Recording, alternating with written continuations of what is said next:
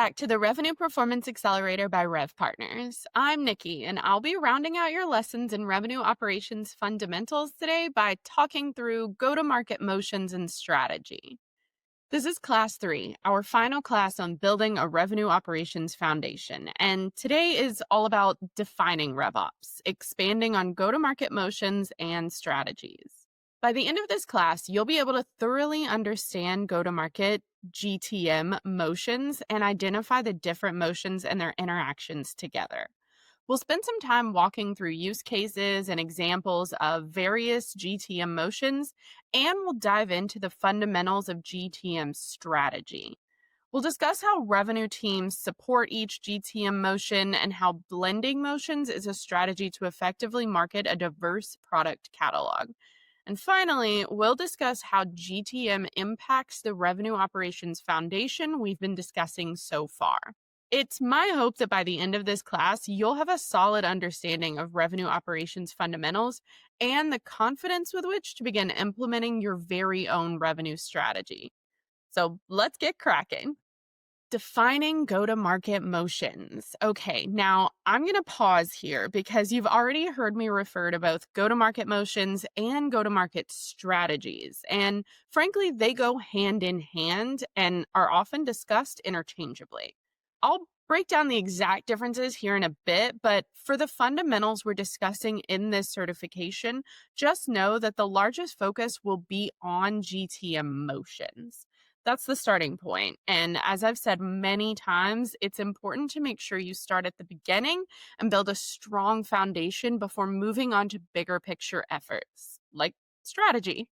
Although it does all work together and it does all feed into each other, which you'll see shortly. But let me stop getting ahead of myself and start where I just recommended you start, at the beginning. We've spent a lot of time discussing the building blocks of a strong revenue operations foundation. We've gone over each of the blocks at a high level, and since our focus is establishing a solid foundation, we dived deep into the starting block, business models and business maturity, the ultimate foundation. In class 2, we broke down business models in depth to thoroughly establish how you make money.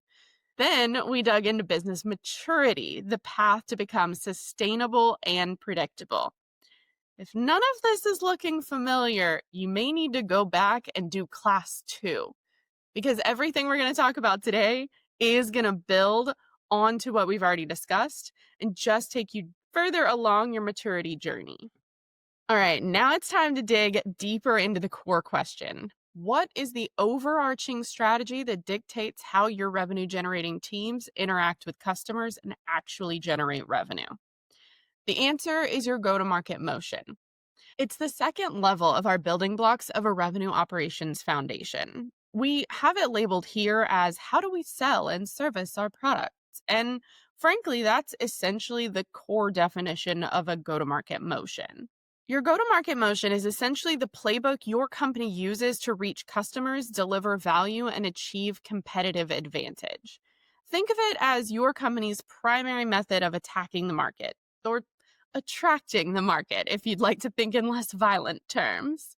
Your GTM motion is the foundation of your revenue operations strategy. To put it simply and succinctly, it's how you sell. At the end of the day, your GTM motion is the DNA of your revenue strategy.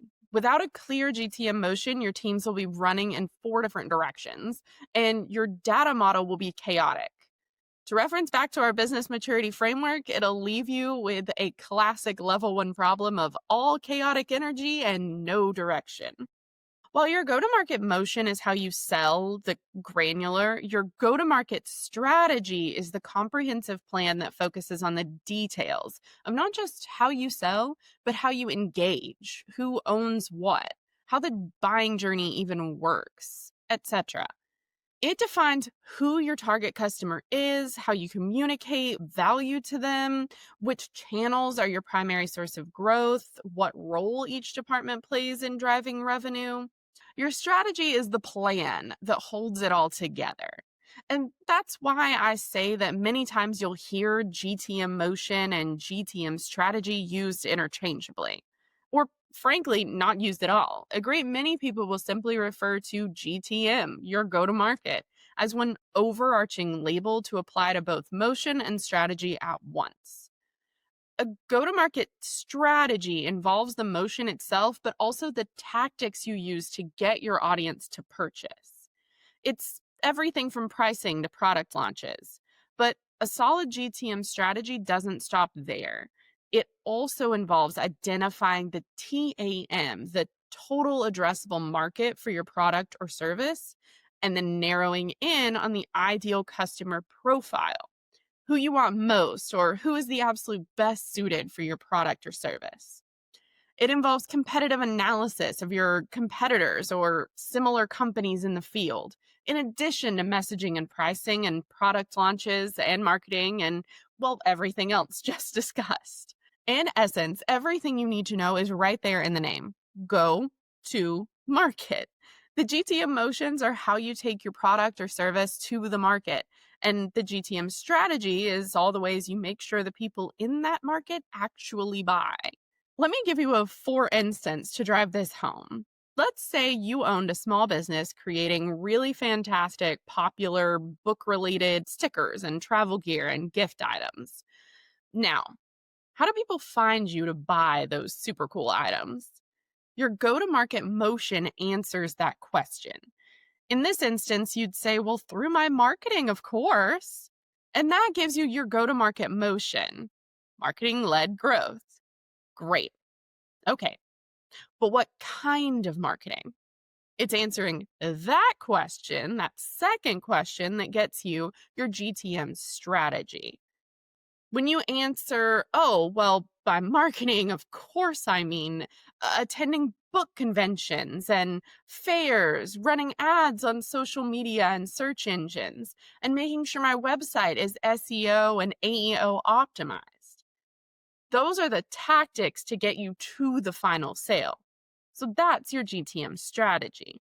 Okay, so in that example, I referred to the GTM motion as marketing-led growth. And I did that because it's marketing that is leading the acquisition in that example. There's also product-led growth, sales-led growth, which actually breaks down even further depending on the type of sales activity. And of course, there's customer success or retention-led growth. These are the four most common overarching categories with which you could classify go-to-market strategies. But that's not to say that these are the only ones out there or that anyone has to use only one of them or that this is as granular as we're going to get, because it's very much not. But these are the categories that you use when you talk about how you take your product or service to the market.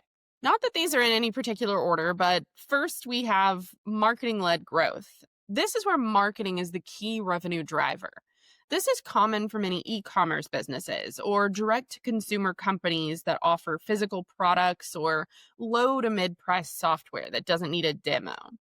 They generate massive demand through SEO and paid ads and content and use automated marketing workflows to qualify and convert leads, if they even need qualification at all.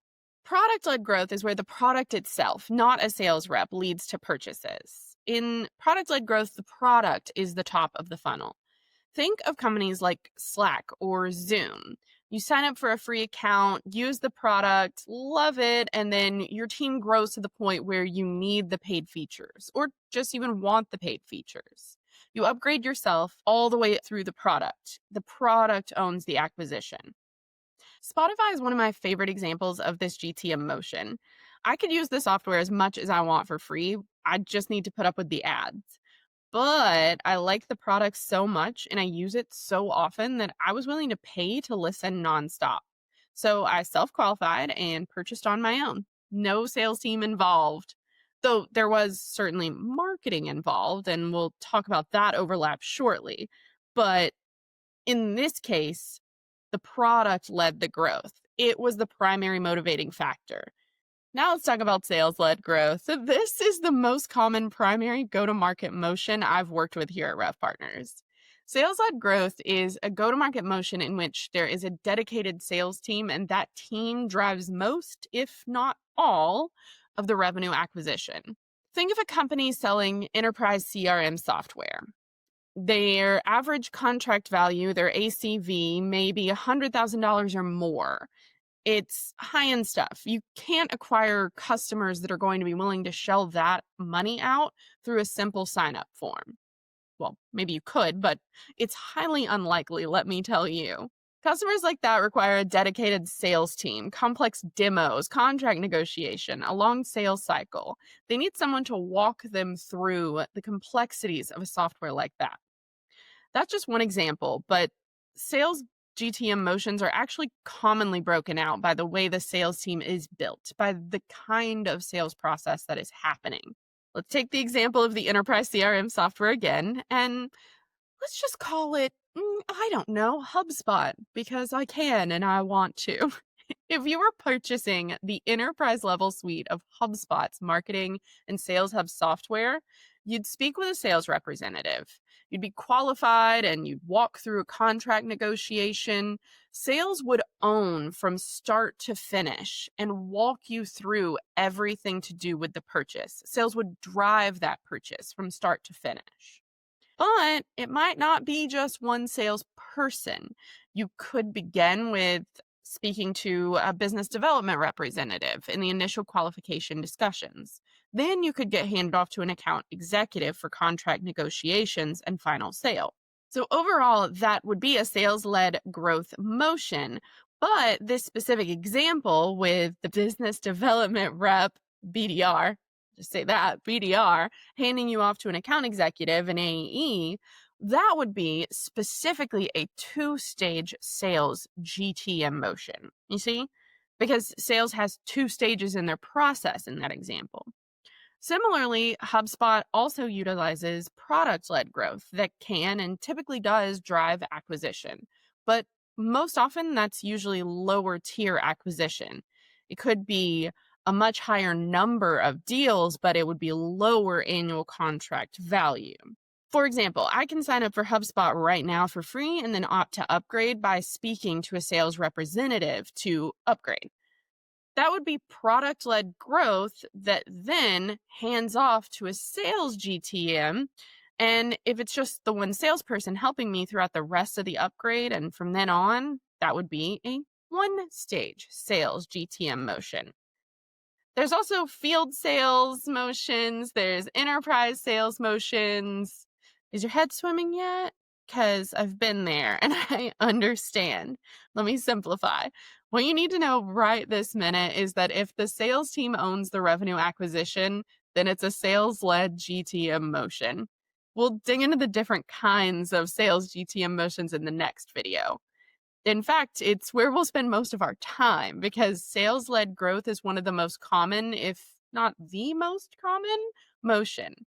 And if you're here studying revenue operations, you're going to need to know how to identify and map each sales motion breakout. But I'll hold on. Before we get there, let's talk about the final piece of the overarching GTM motion categories: customer success-led growth or retention/expansion focused growth. This motion is where the customer success team is owning the revenue conversations.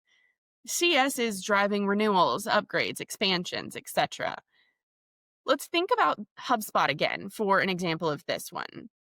Let's say it was product-led growth that got you in the door initially, but then you upgraded to a paid tier that you've maintained for 3 or 4 years.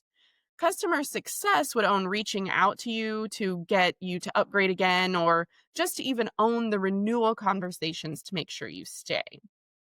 Now, you've probably noticed that none of these GTM motions operate in silos. And if you didn't notice, I'll say it again. None of these motions operate in silos. Even companies that do only utilize one GTM motion still rely on all their revenue generating teams.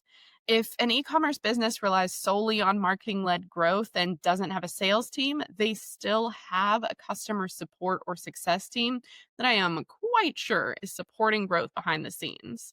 Same with their product team.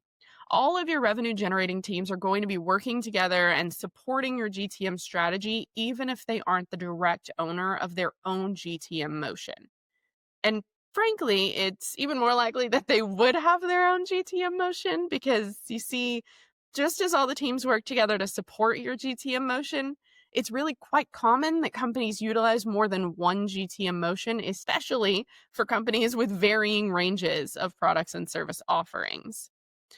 If your primary go to market motion is sales led, and again, there are a variety of ways that we can break that down. But if your primary motion is sales led, you'll still probably have a marketing led growth play and a retention led growth play, and possibly even product led growth. It's crucial when building out your revenue operations foundation that you learn to not only identify the best primary go to market strategy, but also recognize the additional motions and support opportunities available. It's the key for a solid strategy and for businesses to most effectively market their products and services if you have multiple opportunities and multiple growth plays available at your fingertips. Diversifying is key.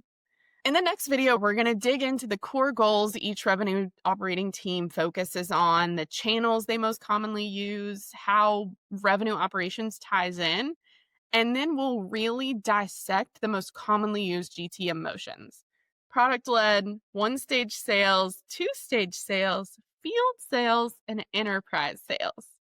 Plus, we're going to look at examples and how exactly marketing, product, and customer success intersect and support each of these specific motions.